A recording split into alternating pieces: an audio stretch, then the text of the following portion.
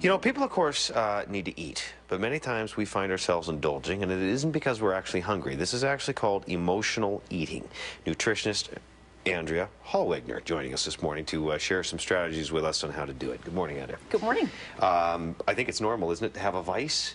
But when does the vice become more than it should? It is. You know, we all eat for the, emotional reasons like boredom or stress or feeling a little bit down. We reach for comfort foods. And some of that is perfectly fine and certainly not something I'm immune to either as a dietitian. But if it starts to become a regular habit where it's influencing your mood, your weight, or your ability to enjoy eating, because there's a lot of guilt associated with it, then we want to try and fine-tune maybe some of the habits. Is there an obvious sign as to when you've crossed that line? Not necessarily. No. It's really looking at if you're eating in a way that feels really uncomfortable for you, and you're starting to feel like, man, I'm getting down on myself about the way that I'm eating. That's probably, reaching out for some help with a psychologist, or really starting to ask yourself some important questions. Okay, there's probably people at home right now saying, all right, maybe I fit into that category, so let's help them this morning. What would you do to change your habits? How would you start the process? Well, first off, it's a really important question to ask yourself is, how can I comfort myself without food?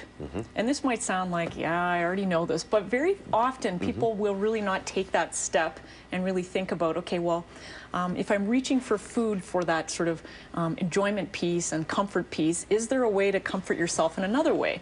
The trick is something that's not going to be too expensive, or something that's not going to be too time intensive. So for example, going to a gym or something is not exactly comforting for people. No. But let's say taking a bath, calling a friend, listening to some relaxing music would be options.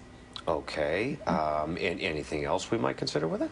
The other thing to keep in mind is looking at, I call it delay and distract, so D&D. And when we're looking at delaying a craving or an unplanned kind of snack that you weren't anticipating on having, if you give yourself a 10 to 15 minute window, most cravings will fade in that duration of time.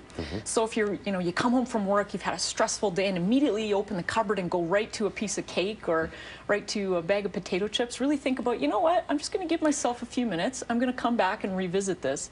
And then distract yourself by doing something else to get yourself out of your head. They say that, they recommend that for quitting smoking as well. If you can just put it off 10 or 15 minutes. There you go. Same thing. Yeah, it's sort of like counting to 10, isn't it? Yes.